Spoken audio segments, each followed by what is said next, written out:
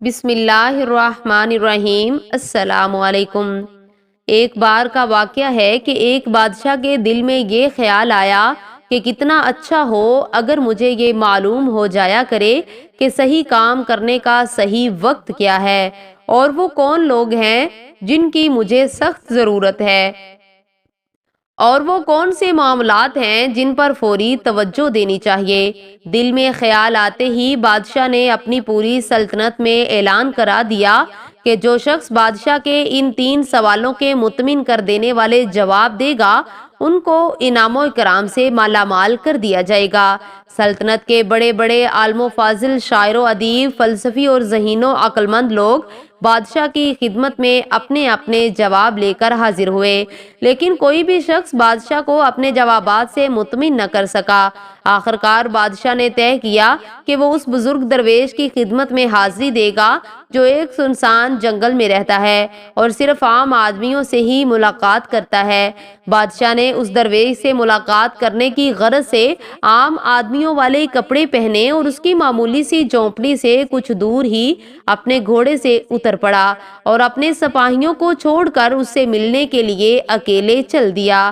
جب بادشاہ جھونپڑی کے قریب پہنچا تو اس وقت وہ درویش اپنی جھونپڑی کے سامنے پڑی ہوئی زمین کی گڑائی کر رہا تھا۔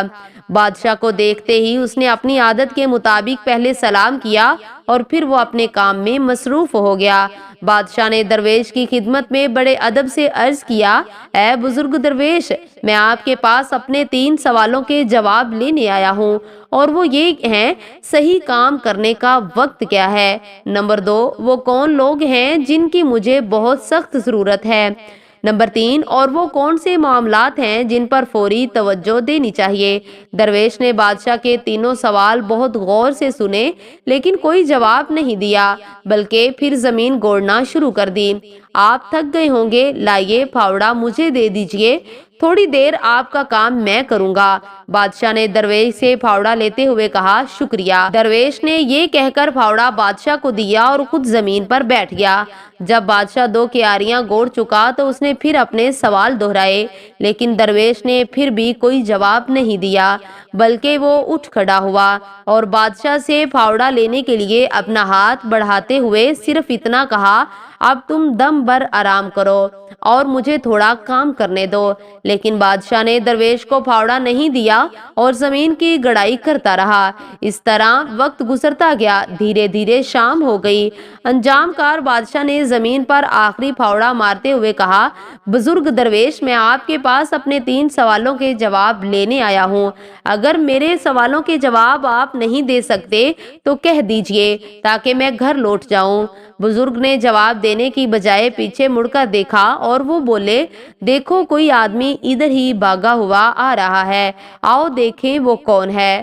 بادشاہ نے اپنے پیچھے مڑ کر دیکھا، ایک آدمی جنگل سے جھونپڑی کی طرف بھاگا آ رہا ہے اور وہ شخص اپنے ہاتھ سے اپنا پیٹ دبائے ہوئے ہے اور خون اس کے ہاتھوں کے نیچے سے بہہ رہا ہے۔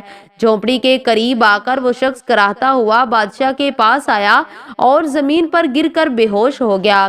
بادشاہ اور درویش نے اس آدمی کے زخم کو غور سے دیکھا، اس کے پیٹ پر بڑا سا زخم تھا۔ بادشاہ نے جہاں تک ہو سکا اس کے زخم کو اچھی طرح صاف کیا اور اس پر اپنے رومال اور درویش کے انگوچھے سے پٹی باندھی۔ بڑی مشکل سے اس کا خون بہنا بند ہوا۔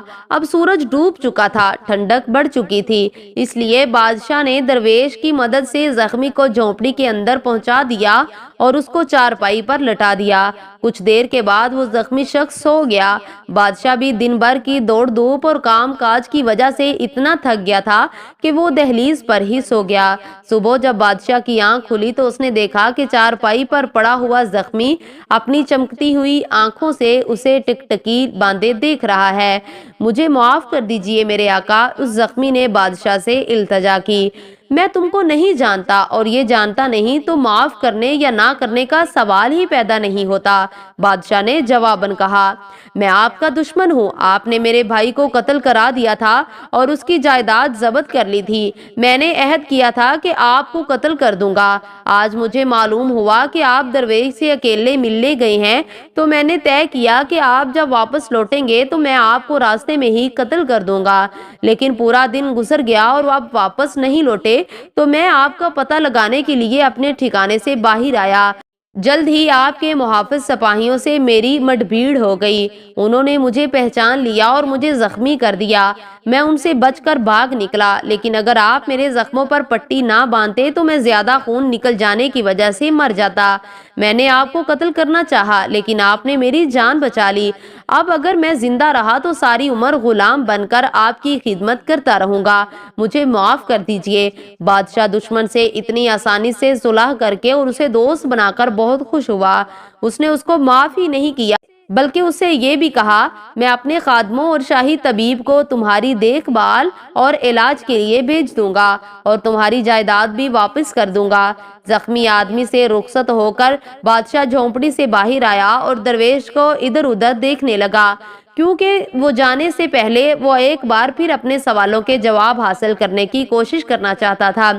درویش باہر اپنے گھٹنوں پر جھکا ہوا ان کیاریوں میں بوائی کر رہا تھا جو ایک روز پہلے گوڑی اور بنائی گئی تھی۔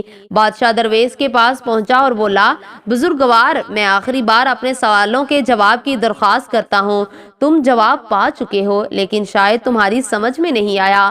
خیر، میں تفصیل سے بتاتا ہوں۔ اگر تم نے کل میری بزرگی پر ترس کھا کر ان کیاریوں کو میرے لیے گوڑا نہ ہوتا اور اپنے راستے چلے گئے ہوتے تو وہ آدمی تم پر حملہ کر دیتا۔ اس لیے وہ وقت بہت اہم تھا جب تم کیاریاں گوڑ رہے تھے۔ میں بہت اہم آدمی تھا اور میرے ساتھ نیکی کرنا سب سے اہم کام تھا۔